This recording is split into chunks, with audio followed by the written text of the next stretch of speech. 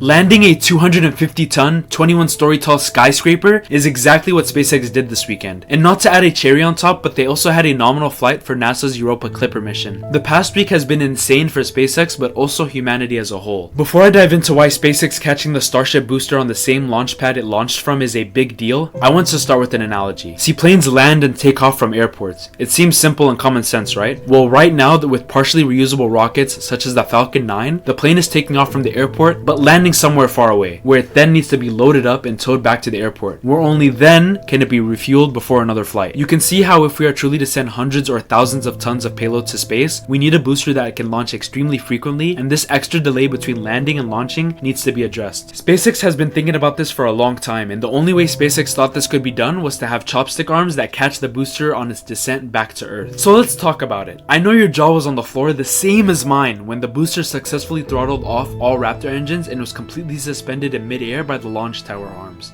Just look at the reaction from the control room and the crowd at SpaceX.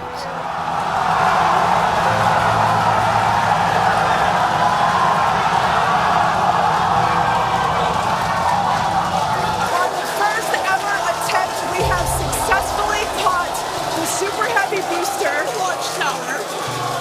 What an incredible view! SpaceX achieved their two objectives and received insanely valuable data. Their first objective was the successful catch of the Super Heavy booster, while their other objective was a successful touchdown of the Starship upper stage in the ocean. They still had cameras rolling while it was underwater, which was pretty awesome. On to NASA's Europa Clipper mission. This is SpaceX's most expensive payload yet, valued at $5.2 billion. It also took NASA more than a decade to complete. It was originally supposed to fly on NASA's SLS rocket until December of 2020. Congress then granted NASA more flexibility, so they decided to pivot to SpaceX's Falcon Heavy rocket, literally saving NASA billions of dollars, and most likely saving them many years as well, because the state of NASA's rocket program is in an interesting state, to say the least.